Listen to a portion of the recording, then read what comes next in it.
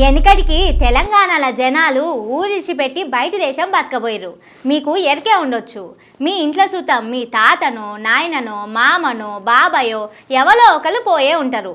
అప్పట్లో చేయిపాటి ఏలువాడిలా చేసుకునేటందుకు పని దొరకక కాలం గాక పంటలు పండక గట్ల బతకబోయారు జనాలు.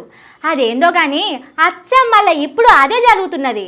ఈడ పంటలు పండించి సర్కారు కొంటలేదని పక్క రాష్ట్రానికి పోతే ఆడ ఊరు దాటక ముందుకే ఆపేస్తున్నారు.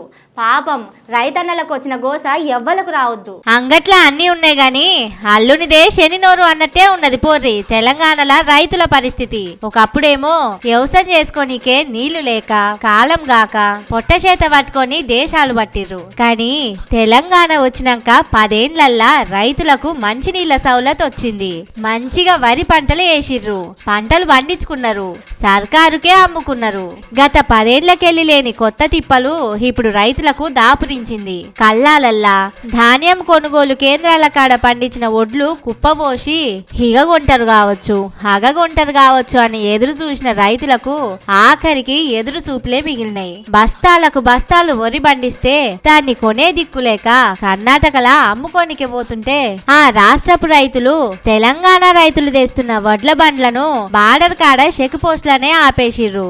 ఇంకో దిక్కు ఆంధ్రాలో పండించిన ఒడ్లు అవ్వల్ దర్జాగా తెలంగాణకు తెచ్చి అమ్ముకుంటుంటే మన చెక్ పోస్ట్ ఆఫీసర్లు మాత్రం నిమ్మకు నీరెత్తినట్టు సల్లగా కూసోని బండ్లకు జెండా ఊపి మరి ఆంధ్ర వడ్ల బండ్లను తెలంగాణలకు పంపుతున్నారు. ఈడ రైతులు పండించిన సన్న వడ్లకు బోనస్ 500 ఆంధ్ర రైతులు వేసుకపోతుంటే కనీసం కళ్ళు తెరిచి కూడా చూస్తలేరు. అట్లున్నది రాష్ట్రంలో చేయిపాటోళ్ల పరిపాలన. పక్క రాష్ట్ర పోళ్ళొచ్చి ఈడ ఒడ్లు అమ్ముకోవచ్చు, వాళ్ళు ఎక్కడోళ్ళు ఏడికెళ్ళొచ్చిర్రు, ఆ ఒడ్లు మనకాన్నే బండినయా కావా అని చెకింగ్ చేసే తెలివి లేదు.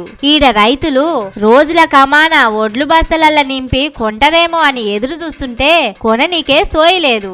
చెడుపు వానలొచ్చి ఒడ్లన్నీ తడిసిపోతే అయ్యో పాపమని ఇంత నష్టపరిహారం ఇయ్యనీకే మనసు రాదు. ఈడ కొంటలేరు కదా పక్క రాష్ట్రం అన్న పోయి అమ్ముకుందామంటే బార్డర్ దాటిపోనీకే అనుమతి లేదు.